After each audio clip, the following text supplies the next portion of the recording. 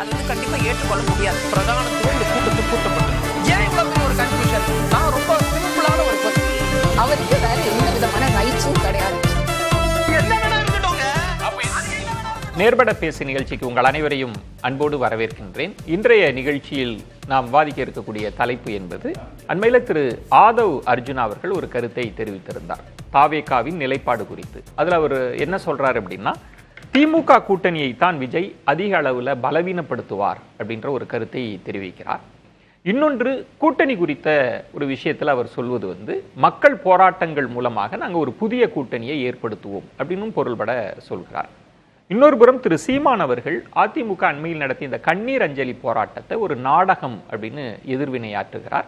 அதிமுக தரப்பிலிருந்து துணை முதல்வர் பதவி கொடுக்கப்பட்டது, அது பற்றியும் அவர் பேசுகிறார், பூடகமாக பேசுகிறார்.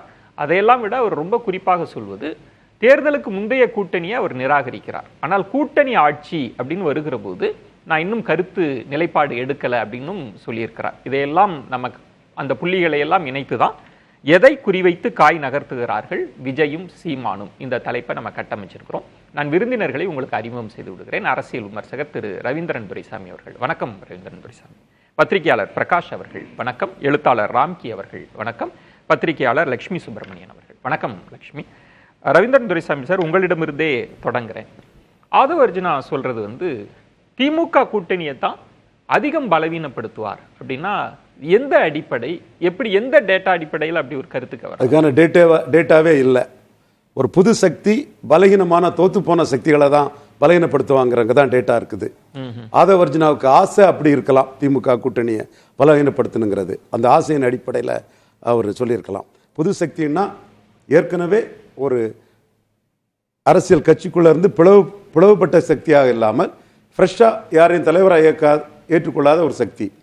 அப்படி நம்ம பார்க்கும்போது அந்த வகையில் தமிழ்நாட்டில் சமீபத்தில் நம்ம பார்த்த ரெண்டு சக்திகள் வந்து கேப்டன் விஜயகாந்த், கருப்பு எம்ஜிஆர்னு எம்ஜிஆர் ஜெயலலிதா இந்த இவங்க திரை நட்சத்திரங்கள் அவங்கள ஆதரித்த பாமர ஜனங்கள் வாக்கை தான் அவங்க பிரித்தாங்க. அது 2006ஆம் ஆண்டு திமுக ஆட்சிக்கு வழிவகை செய்தது. அதே மாதிரி கமலஹாசன், அவரும் எம்ஜிஆர் ஆட்சி கொடுப்போன்னு சொன்னார். எம்ஜிஆர் ஆட்சி கொடுப்போன்னு சொன்னவர் ஜெயலலிதாவை ஆதரித்த சமூக தளங்கள் வாக்கை தான் அவரும் பிரிச்சார். இப்போ இவங்க எல்லாமே அதிமுக வாக்கை தான் வாங்கியிருக்காங்கன்னு சொல்லுவாங்க. ரெட்டையில வாக்கு பாமர ரெட்டையில வாக்களித்த பாமர ஜனங்கள் வாக்கு, எம்ஜிஆர் ஜெயலலிதாவை ஏற்றுக்கொண்ட வாக்கு, இந்த வாக்குகளை தான் கிளாமர் ஃபோல்ஸ் ஆட்டு க்ரௌட் புல்லிங் கெப்பாசிட்டி கொண்ட கேப்டன் விஜயகாந்தும் உலகநாயகன் கமலஹாசனும் வரும்போது பிரிச்சாங்கிறதான் யதார்த்தமா நாம அறிந்த உண்மை. அப்ப விஜய் குறித்து பேசுகிறப்ப ஆதவ் அர்ஜுனா சொல்றது வந்து திமுக அணியை தான் நாங்க அதிக சேதாரத்தை ஏற்படுத்துவோம்னா ஒருவேளை கூட்டணியை உடைச்சி ஏற்படுத்துவாங்களா? என்ன சொல்றாரு, மக்கள் போராட்டம் மூலமா புதிய கூட்டணி உருவாகும்னு, இல்ல நாங்க கடுமையான விமர்சனத்தை வச்சு திமுக கூட்டணியை ஆதரிக்கிற வாக்குகளை எங்க பக்கம் திருப்போம்னு சொல்ல வர்றாரா? இல்ல, அது அவருடைய கணக்கு தவறு. விஜயே வரும்போதே ஒரு ஆன்டி டிஎம்கே ஃபோர்ஸாக தான் வராரு. 2011ஆம் ஆண்டு விஜய் வந்து தன்னோட ஆதரவை அணில் போல ஜெயலலிதா அம்மையாருக்கு உதவுனாங்க. அப்பவே திமுகவில் இருந்து அவங்க மன்றத்தை சேர்ந்த ஜெயசீலன் உட்பட பாதி பேர் உடஞ்சி போயிட்டாங்க. அப்பவே ப்ரோ டிஎம்கே ஆன்டி டிஎம்கேங்கிற அளவுக்கு விஜயோட தரப்பு டிவைட் ஆயிட்டாங்க. அதற்கு பிறகு தலைவா படத்தில் ஒரு தகராறு வரும்போது திமுக தலைவர் கலைஞர் சொன்னது ஜெயலலிதாவுக்கும் ஜெயலலிதா ஆளுக்கும் உள்ள தகராறு. ஸோ அவர் என்ன பிராண்ட் பண்ணாருன்னா, விஜய் ஜெயலலிதாவுக்கு ஒரு ஆளு, ஜெயலலிதாவை 11 சப்போர்ட் பண்ணவர், அவருக்கும் அவங்களுக்கும் தலைவா படத்தில் மணில் போல உதவணுங்கிறதுல அந்த அம்மாவுக்கு பிடிக்கல, அதில் படத்தை அடிக்கிறாங்கிறது தான் கலைஞரே முன் வச்சார். உங்கள் பார்வையில் வந்து அதிமுகவை தான் விஜய் பலவீனப்படுத்துவார்ன்றது தான் திமுகவுக்கு எதிரான சக்தியாக அது நமக்கு ஆதாரம் இல்லை. சத்தியம் தியேட்டரில் வந்து இவரோட படத்தை கேட்டதுக்கும், இல்லை கமலஹாசனுக்கு தான் கிளாஸ் ஆடியன்ஸ் வருவாங்கன்னு உங்கள் படத்தை தர முடியும், அன்னைக்குள்ள நிலைமை, இன்னைக்கு நிலைமை வேறையா இருக்கலாம். அந்த இதை சொன்னதுனால ஒரு விரோதத்தில் வந்ததா சொல்றாங்க. எனிவே 2011 இருந்து விஜய் வந்து திமுகவிலிருந்து அந்நியப்பட்டு போயிட்டாரு. திமுகவுக்கு எதிரானவருங்கிறத கலைஞர் கருணாநிதியை அடையாளப்படுத்தி இருக்கிறாரு. அடுத்தபடியா சர்க்கார் படத்துக்கு அதிமுக அடிக்கும் போது மு.க. ஸ்டாலினும் அந்த வகையில தான் அந்த அறிக்கையை கொடுத்திருந்தார். சோ அவரை திமுகவுக்கு எதிரானவராக ஒருவரா நிறுத்தி எதிர்ப்பு வாக்குகளை அவர் பெறுவதன் மூலமா அதிமுகவுக்கு பிரதான எதிர்க்கட்சி அதிமுகவுக்குள்ள எம்ஜிஆர் ஜெயலலிதா அந்த பாமர ஜனங்கள் வாக்குகள் சொல்ல போனா தந்தை பெரியார சொல்றதுனால போயார் ஒட்டர் அருந்ததியர் போன்ற பிறமொழி பாமர ஜனங்கள் வாக்கு தான் விஜய் டார்கெட் ஆகும். விஜய் எலிஜிபிளா அவர் நின்னா அதுதான் இங்க வருங்கிறது என்னோட கணிப்பு. இது மட்டும் இல்ல, என்டிஆர் வரும்போது பெரிய அளவில் வந்தார் என்டிஆர். அப்பவும் காங்கிரஸ் ஓட்டு ஒரு 4% தான் பாதிக்கப்பட்டது. எதிர்கட்சி வாக்குகள் தான் தோத்து போன எதிர்கட்சி வாக்குகள் தான் புது போல்ஸ் வரும்போது பாதிக்கப்பட்டது. இவங்களால பெரிய சக்தியை தோக்கடிக்க முடியல. 3 தடவை வந்த ஸ்டாலினை தோக்கடிக்க முடியல. அப்போ விஜய் வாரார், விஜய்க்கு போட்டு பார்ப்போம்னு அந்த தோத்து போனவங்க ஓட்டு தான் பாதிக்கப்படும். கூடுதலா இங்க அவர் சினிமா கலைஞர், ஏற்கனவே எம்ஜிஆர் ஜெயலலிதா போன்ற சினிமா கலைஞர்கள் இதுல இருந்ததுங்கிற லெவல்ல அந்த ஓட்டுகளும் பாதிக்கிறதா என்னோட அபிப்பிராயம். 26 தான் முடிவு. எல்லாமே நம்ம பொறுத்திருந்து தான் பார்க்கணும். இப்ப சீமான் அவர்கள் அதிமுகவினுடைய அந்த கண்ணீர் அஞ்சலி போராட்டத்தை விமர்சிக்கிறார். ஒன்று, அவரோடு பேசிய ஒரு விஷயத்தை அவர் வெளிப்படுத்துறார். துணை முதலமைச்சர் பதவி என்கிட்ட தான் முன்னத்தியர்ன்றார். தன்னை முன்னத்தியர் என்கிட்ட தான் பேசினாங்க, இதே ஆஃபரை தான் விஜய்க்கும் கொடுத்துருக்காங்க அப்படின்னா என்ன எக்ஸ்போஸ் பண்றாரா? அதிமுகவை எக்ஸ்போஸ் பண்றாரு. கண்டிப்பா அதிமுக தான் அவர் எக்ஸ்போஸ் பண்றாரு. அவர் தெளிவா யாரை பலகீனப்படுத்தி வர்றாங்கிற அவருக்கு தெரியுது. ஜெயலலிதா உயிரோடு இருக்கும்போதே அரசியல் களத்துக்கு வந்தாரு. வீரப்பன் கொள்ளக்காரன் ரஜினிகாந்த் சொல்லும் போது பொங்கி எழுந்த டாக்டர் ராமதாஸ் அவர்கள் ஜெயலலிதா விளைஞ்ச காட்டு கொள்ளக்காரன் வீரப்பனை அடிக்கும் போது ராமதாஸ் வம்புகளுக்காக தான் அடிச்சாங்க. ராமதாஸ் பேசாம இருந்தாங்க. அப்போ ஜெயலலிதா உயிரோடு இருக்கும் போதே சீமான் வீரப்பன் கொள்ளக்காரன்னா கருணாநிதிக்கும் ஜெயலலிதாவுக்கும் என்ன பேருன்னு ஜெயலலிதாவை கொள்ளக்காரிங்கிற அந்த அர்த்தத்தில் சீஃப் மினிஸ்டராக தான் இருந்தாங்க. அப்போவே விமர்சனம் பண்ணி வந்தவர் தான் சீமான். இப்போ விக்கிரவாண்டி இடைத்தேர்தலுக்கு பிறகு அதிமுகவுக்கு வந்து போராட்டத்துக்கு ஆதரவு தெரிவிச்சாரு. எடப்பாடிக்கு ஓட் டிரான்ஸ்பரிங் கெப்பாசிட்டி இல்லை, 1% ஓட்டு தான் அதிமுக ஓட்டு இவருக்கு வந்தது. 23% அதிமுக ஓட்டு வந்து ரெட்டலை ஓட்டு வந்து உதயசூரியனுக்கே போயிட்டு 12% மாம்பழத்துக்கு போச்சு. அது முடிஞ்சதும் அவரு அந்த ஜெயலலிதா அம்மையாரை பற்றி நான் சொல்ல விரும்பல, மிக கடுமையான விமர்சனங்களை பண்ணாரு. மலையாளி எம்ஜிஆர் முல்லை பெரியாரை விட்டு கொடுத்துட்டாரு, தமிழர் ராஜா முகமது தான் அதை காப்பாற்ற நின்னாருங்கலாம் சீமானுக்கு. இப்போ நீங்க விஜய் திமுகவை ரொம்ப கடுமையா விமர்சிப்பதன் மூலம் திமுக எதிர்ப்பு வாக்குகள் விஜய்க்கு போகுன்ற மாதிரி சீமானவர்கள் மிக கடுமையா அதிமுகவை விமர்சிப்பதன் மூலமாக அந்த ஓட்டுல பிரச்சனை. எதிர்ப்பு வாக்குகள் சீமானோட களம் உங்களுக்கு பிடிக்குது பிடிக்கல, நான் சில சீமான் பேசின சில வார்த்தைகளை பதிவு பண்ண விரும்பல. ஆனா என்டையர்லி டிஃபரெண்ட். கமலஹாசன் ரெண்டு பேருமே உங்க கணக்கு வந்து அதிமுகவை தான். அது இன்னொரு வகையில இவர் பிரிக்கிறாரு. எம்ஜிஆர் ஆட்சி அமைப்புன்னு கமலஹாசன் சொன்னாரு. எம்ஜிஆர் ஊழல் பெருச்சாளி, சாராய வியாபாரிகளை கல்வி தந்தை ஆக்குனாருன்னு உடனே அடிச்சாரு சீமான். அதை சொல்லிதான் சீமான் அந்த வாக்கப்படுறாருன்னா, சீமானுக்கு வாக்கு ஜெயலலிதா கொடுத்த பேக்கிங் கம்யூனிட்டி 3 ஜாதி ஆதிக்கத்துக்கு தமிழ்நாடு போயிட்டு அதுல அன்ரெப்ரசன்ட் கம்யூனிட்டிஸ் வண்ணார், நாவிதர், குயவர் போன்ற பிரதிநிதித்துவம் இல்லாத ஜாதிகள், பொது தொகுதியில் ஆதி தமிழர்கள், இப்படி சமூக நீதி பார்வையில தான் சீமான் வருவாரு. தாழ கிடைப்பாரை தற்காரிப்பதே தர்மங்கிற ஐயா வைகுண்டர் வழியில தான் ஆதி தமிழர் வெல்லாது மீதி தமிழர் வெல்ல முடியாது. 3 ஜாதி ஆதிக்க திராவிட இயக்க ஆதிக்கத்தை மீறி தான் சீமான் வராரு. இப்ப உங்க பார்வையில ஒரு சாதி கணக்கு இருக்கு சீமானுக்கு வந்து. கண்டிப்பா சோசியல் இன்ஜினியரிங் தான் இருக்கு. அதிமுகவை ரொம்ப தீவிரமா அவர் விமர்சிப்பார். அதிமுகவை பலகீனப்படுத்தி தான் சீமான் வளர்றாரு. மீண்டும் அதிமுக பலகீனப்படுத்த முடியும். விக்கிரவாண்டி ஈரோடு கிழக்குல நிற்காத எடப்பாடியை பலகீனப்படுத்த முடியும். 3 ஜாதி ஆதிக்கத்துக்கு எதிரான சமூக நீதிக்காக அரசியல் அதிகாரத்தை இயங்கக்கூடிய ஜாதிகளை இவரும் உயர்த்தி அவரும் உயர முடியும் நினைக்கிறார். அதனாலதான் மேல்பாதி மங்கலம் அந்த இஷ்யூக்கு, திரௌதிமன் கோயில் இஷ்யூக்கு தமிழ் மண்ணிலே பெரியார் மண்ணிலே சீமான் மட்டும்தான் அதுக்குள்ள இருக்கிறார். பிரகாஷ், உங்கள் பார்வையில விஜய் அவர்களோட கணக்கு என்னவா இருக்கு? அவங்க புதிய கூட்டணி உருவாகும், மக்கள் போராட்டம் மூலமாக உருவாகும் அப்படின்றாங்க. ஆதவ் சொல்றது வந்து திமுக கூட்டணிக்கு தான் பெரிய சேதாரத்தை நாங்க ஏற்படுத்துவோம் அப்படின்றத எடுத்துக்கிறேன். ஓ, சார் பேசினதுல சாதி கணக்கெல்லாம் சொன்னாரு. எந்த கட்சிக்கு சாதி கணக்கு இல்லைன்றது எனக்கு தெரியல. ரைட்டுங்களா? எல்லா கட்சிக்கும் சாதி கணக்கு இருக்கு. முக்குளத்தோர் வாக்குகளை வந்து இன்னைக்கு எழுந்து நிற்கிற அதிமுகவுக்கு எதிராகவும் ஒரு சாதி கணக்கு இருக்கு, ஆதரவாக கவுண்டர் 1 இயர் சாதி கணக்கு இருக்கு. அதுக்குள்ள வரல.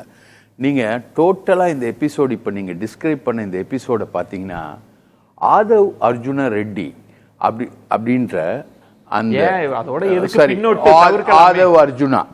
ஆதவ் அர்ஜுனா என்கிற கேரக்டர், இந்த கேரக்டருடைய இன்னோவேஷன் தான் இதுவரைக்கும் நடந்த பொலிட்டிக்கல் ஸ்டார்ம். அதை தான் வந்து அவர் பேட்டியிலே எதிரொலிக்கிறார்.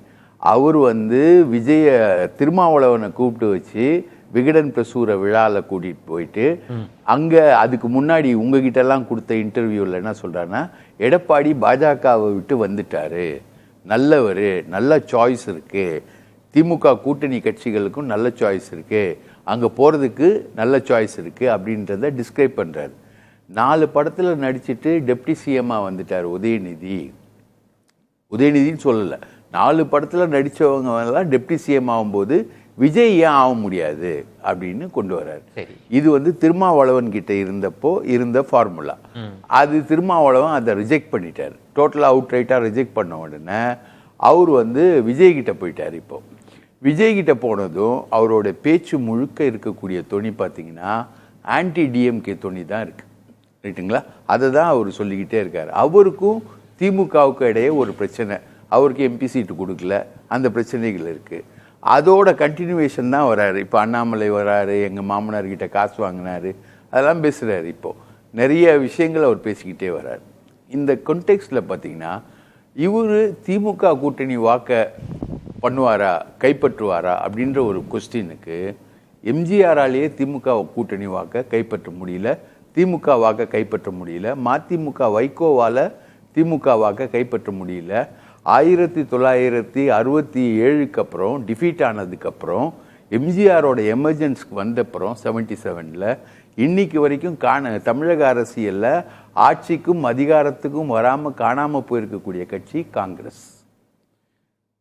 அப்போ எம்ஜிஆர் நடந்த வாக்கு வங்கி என்பது திமுக வாக்கு வங்கியில் எம்ஜிஆர் நடக்கல. எம்ஜிஆர் நடந்த வாக்கு வங்கி வந்து காங்கிரஸ் வாக்கு வங்கி. ஒரு காலத்துல மயிலாப்பூர்ல அனந்தநாயகினா பயங்கர ஃபேமஸா இருப்பாங்க, அவங்களுடைய தொகுதியா தான் அது இருக்கு. இன்னைக்கு அனந்தநாயகி வந்து அங்க நின்னாலும் உயிரோட வந்து நின்னா கூட அங்க வந்து அவங்க நிக்க முடியாது. ஸோ இவங்களுடைய இந்த திமுக எதிர்ப்புன்றது, இந்த வாக்கு வங்கின்றது வேற விஷயம் இல்ல. இப்போ விஜய்ன்றது இப்போ 26 தேர்தலில் எல்லாரும் போட்டி கடுமையா இருக்குன்றாங்க, என்டிஏ அலைன்ஸ் அவங்களும் ஃபார்ம் ஆயிட்டாங்க அப்படின்றப்ப ஒரு கூடுதல் நெருக்கடியை விஜய் தாவேக்கா, ஏன்னா எல்லாருமே என்ன சொல்றாங்கன்னா தாவேக்கா யாரு வாக்குகளை பிரிக்க போகுதுன்றதுல ஒரு பெரிய கேள்வி இருக்குன்றாங்க. அதுல தான் ஆதவ் என்ன சொல்றாருன்னா திமுகவுக்கு தான் பெரிய சிக்கலை ஏற்படுத்த போறோம் நாங்கன்றாரு, அந்த வெற்றியை நாங்க தடுத்துருவோம். அதாவது விஜயகாந்த் சார் சொன்னார் இல்லைங்களா, விஜயகாந்த் ஒரு ஃபோர்ஸா வந்தார். விஜயகாந்த் யாரோட வாக்குகளை பிரிச்சாங்கன்னா, எப்பவுமே தமிழகத்துல ஒரு 15% ஓட்டு என்பது வந்து திமுக அதிமுக 2 கட்சியும் விரும்பாத ஆட்கள் இருந்துகிட்டே இருப்பாங்க. இப்போ சீமான் வாங்கின ஓட்டெல்லாம் சொன்னார் ஜாதி வாரியா, நானும் ஜாதி வாரியா சொல்கிறேன். ஈரோட்டில் சீமான் 12,000 ஓட்டு வாங்கினது பாஜக ஓட்டு, அதில் 8,000 ஓட்டு பிராமின்ஸ் ஓட்டு. அவங்க பரம்பரையாக பெரியாரை எதிர்த்து, பெரியாரை வந்து கங்கணம் கட்டி சொந்த ஊரில் எதிர்த்த 8,000 பிராமணர்கள் ஓட்டு ஒரு பத்திரிக்கை வந்து 10 நாள் கேம்பெயின் நடத்திச்சு. அதுக்கு ஈரோடு பதிப்பு இருக்குது, அந்த பத்திரிக்கை பேரை சொல்ல விரும்பல பத்திரிகையாளராக. அந்த கேம்பெயினில் சீமான் வாங்கின அந்த 12,000 ஓட்டு என்பது பாஜக ஓட்டு தான். பாஜக ஓட்டு தான் அங்க போயிருக்கு, பாஜக ஓட்டு தான் போயிருக்கு. பிற ஒட்டர், நவீதர், குயவர், பண்டாரம் இதெல்லாம் இல்லை, பாஜக ஓட்டு அப்படியே போயிருக்கு. அதுல இன்னொரு ஓட்டு எங்க போச்சுன்னா, தேமுதிக வேட்பாளர் வந்து அங்க ஏற்கனவே தேமுதிக நின்று எம்எல்ஏ ஆனவர் வந்து திமுக வேட்பாளராக போடுறாரு. அப்போ தேமுதிக ஓட்டுக்களை வந்து சீமானுக்கு போடுங்கன்னு பிரேமலதா சைட்லேருந்து ஒரு மூவ் பண்ணதுனால அந்த ஓட்டுகளும் டிரான்ஸ்ஃபர் ஆச்சு. இவ்வளோதான் சீமான், ரைட்டுங்களா? இப்போ பெரியாரை எதிர்க்கிறதுனால அவருக்கு ஓட்டுக்கள் குறையும், குறிப்பாக பெண்கள் ஓட்டு பாதியாக குறையும், 8.2ன்றது 4% குறையும்னு வச்சுக்கோங்களேன். இதுதான். ஆனால் அதிமுகன்றது சீமான் கிட்டையும் பேரம் பேசிச்சு, விஜய் கிட்டையும் பேரம் பேசிச்சு. அவரோட மகன் எடப்பாடியோட மகன் வந்து உட்காந்து சிட்டிங்ல எல்லாத்துலேயுமே பேசினாங்க. இந்த பேரங்கள் எல்லாமே நடந்துகிட்டு இருக்கும்போது தான் ஹைஜாக் பண்ணி பிஜேபி தூக்கிட்டு போகுது. ஆனால் இதை அதிகாரப்பூர்வமா யாரும் உறுதி செய்ய. திரு சீமான் அவர்கள் இதை முன்பு சொல்லாம இப்ப சொல்றதன் அர்த்தம் என்ன? அவரு பேசுறதுக்கு ஒரு எல்லை இல்லை சார். ஆனா இந்த 2 கட்சிகளுக்குமே அதிமுக கூட்டணி தான் பாதுகாப்பு. ஏன்னா 2 பேருமே திமுக எதிர்ப்பாளர்கள். சீமான் எந்த காலத்திலையும் திமுகவோட காம்ப்ரமைஸ் பண்ண முடியாது. ஏன்னா இலை மலர்ந்தால் ஈழம் மலரும், இது சீமானோட வார்த்தை. ஆனா இப்ப கடுமையா அதிமுக அவர் அட்டாக் பண்றாரு. அவர் இப்ப அட்டாக் பண்றாரு. அதிமுக இல்லைன்னா அதுக்கு அவர் சொல்றாரு இல்லையா, ஜெயிச்சதுக்கு அப்புறம் கூட்டணி ஆட்சின்றத நான் இன்னும் முடிவு பண்ணல, இவர் ஜெயிப்பாரான்றது தெரியல. இது வரைக்கும் ஒரு கவுன்சிலர் தேர்தல் கூட ஜெயிக்கல. இவர் ஜெயிப்பாரான்றது கஷ்டம். திருவொற்றியூர்லயும் ஜெயிக்கல. ரைட்டா, இவர் ஜெயிப்பாரான்றது கஷ்டம். ஜெயிச்சதுக்கு அப்புறம் அத்தைக்கு மீச முளைச்சதுக்கு அப்புறம் அப்படி போறார் இல்லையா? அப்போ வந்து 2 பேருமே வந்து அதிமுக ஆதரவாளர்கள், அதிமுகவோட கூட்டணி பேரம் பேசியவர்கள். இவர்களுக்கு அடுத்த ஸ்டெப் ஒன்னு ரிவர்ஸ்ல போனோம், இல்லைன்னா கீழே இறங்கணும், இல்லைன்னா ஃபார்வர்டுக்கான பாசிபிலிட்டி 2 பேருக்குமே இல்லை. 2 பேருக்குமே அடுத்த ஸ்டெப் எடுக்கணும்னா அவங்க அதிமுக கூட்டணிக்கு தான் போனோம், வேற வழியே கிடையாது. தனிச்சு நின்னெல்லாம் டேமேஜ் தனித்து நின்னாலாம் சரி 4% ஓட்டு கூட விஜய் வருவாரான்ற சந்தேகம், காணாம போயிடுவார். லட்சுமி எப்படி பாக்குறீங்க? இப்ப விஜய் சீமான் இப்ப ஒரு பக்கம் பகிரங்கமான அழைப்பு என்டிஏ கொடுக்குறாங்க. முன்பு சீமான் எல்லாம் மிக கடுமையாக விமர்சித்தவர்கள் இப்ப பிரகாஷ் அவர்கள் கோடிட்டு காண்பித்த மாதிரி பெரியாரை எதிர்த்த பிறகு நாங்க அவரை வேறொன்னா பார்க்கிறோம் அப்படின்னு பாஜக தரப்புல சொல்லுது. ஆனா சீமான் அதை இன்னும் எத்தனை திருப்பு தாங்க நான் தனிச்சுன்னு சொல்லணும்ன்றது விஜய் அவர்களோட நகர்வு. அவங்க புதிய கூட்டணி இன்னும் அதுக்கான வாய்ப்பு இருக்கு அப்படின்னு சொல்றதெல்லாம் பார்க்குறப்ப விஜய் சீமான் என்ன கணக்கு இருக்கும்?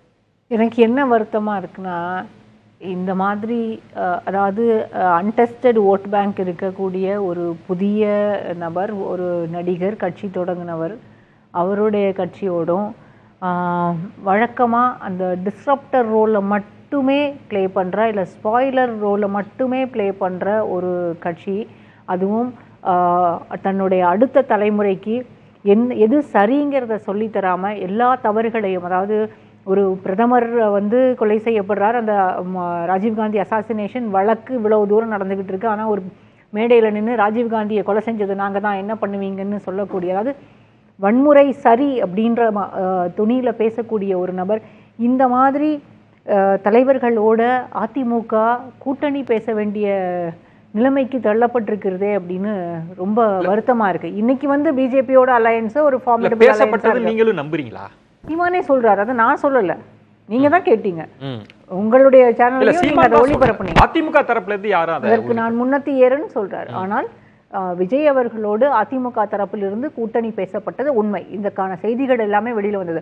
அதிமுக தரப்பிலிருந்து அதை வந்து அந்த செய்திகள் வந்தபோது மறுக்கலை, விஜய் தரப்புல இருந்து மறுக்கலை. விஜய் வந்து கூட்டணி ஆட்சி அப்படின்னு நம்மளோட சில கட்சிகள், ஒத்த கருத்துடைய கட்சிகள் நம்மோடு சேர்ந்து வரலாம் இல்லையா அப்படின்லாம் விக்கிரவாண்டியில் பேசின போது அது வந்து அதிமுகவை நோக்கி சொல்லப்பட்டதாகவும் அப்போ வந்து புரிந்து கொள்ளப்பட்டது.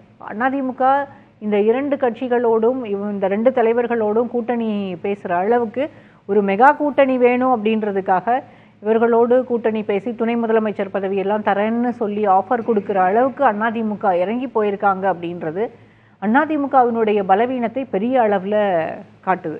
இன்னைக்கு வந்து வேறு வழி இல்லாமல் பாரதிய ஜனதா கட்சியோடு கூட்டணி அமைத்திருக்கிறார்கள் அதிமுக. திமுகவை எதிர்க்கணும் அப்படிங்கிறது ஒன்று தான் நோக்கம். அதற்காக யாரோடு வேண்டுமானாலும் கூட்டணி அப்படிங்கிறது தான் இங்கே ரொம்ப வருத்தம் அளிக்கக்கூடியதாக இருக்குது. சீமான் அவர்களை பொறுத்த வரைக்கும் அவர் கடந்த தேர்தலில் வாங்கின அந்த 8% வாக்குகளை இந்த தேர்தலில் அவரால் தக்க வைக்க முடியுமா அப்படின்னு தெரியல. அந்த இடம் ஒரே ஒரு விளக்கம் மட்டும்தான். திரு ரவீந்திரன் துரைசாமி அவர்கள் சொல்றது, திமுக அதிமுக எல்லாரையும் மிக கடுமையாக விமர்சிப்பதன் மூலமாக அவர் ஒரு பெரிய சக்தியாக வருவதற்கான வாய்ப்பு, இன்னும் சொல்ல போனா விஜயை தாண்டி சீமான் வந்துருவாரு அப்படின்னு. இல்ல, அவர் பெரிய சக்தியா வரணும்னா எத்தனை தேர்தல் இது வரைக்கும் கண்டெஸ்ட் பண்ணிட்டாரு? ஒரு தேர்தலையாவது அவர் வெற்றி, போன தேர்தல் அவர் ஜெயிச்சிருக்கணும் இல்லைங்க. எல்லாரையுமே தானே விமர்சனம் செய்தார். போன தேர்தலையும் பிஜேபியை விமர்சனம் பண்ணாரு, திமுகவையும் விமர்சனம் பண்ணார், அதிமுகவையும் விமர்சனம் பண்ணார். நீங்க சொன்னது போலயே அப்போ வந்து அவர் ஜெயிச்சிருக்கலாமே, போன தேர்தலையே அவர் வெற்றி பெறலையே. இந்த தேர்தலில் அவர் கட்டாயம் போட்டியிடுவார்னு சொல்லுங்க. ஏன் எம்பி எலெக்ஷனில் கண்டெஸ்ட் பண்ணியிருக்கலாம்ல, அவர் கேண்டிடேட்டை போட்டிருக்கலாம் இல்லைங்க, ஏன் அவர் கண்டெஸ்ட் பண்ணல? தன்னுடைய கட்சியில், அதாவது கட்சி தலைமை பொறுப்பில் இருக்கக்கூடியவர்கள் வந்து அசம்பிளி எலெக்ஷனில் மட்டும்தான் கண்டெஸ்ட் பண்ணணுன்ற அவசியம் இல்லையே. அவர் எல்லாரையும் விமர்சிக்கக்கூடியவர். மோடியிலிருந்து இங்கே இருக்க எடப்பாடி பழனிசாமி வரைக்கும், இங்கே இருக்க முதலமைச்சர் ஸ்டாலின் வரைக்கும் விமர்சிக்கக்கூடிய ஒரு நபர்.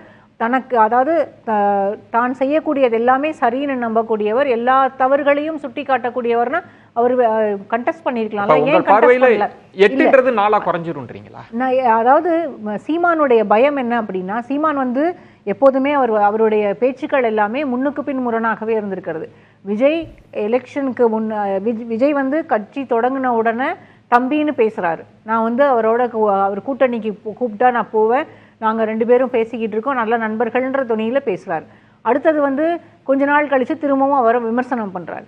அதுக்கு பிறகு கூட்டணி எல்லாம் இல்லைங்கிறார். இதே போலதான் கமல்ஹாசனையும் போய் சந்திச்சார், ரஜினியை போய் சந்திச்சார்.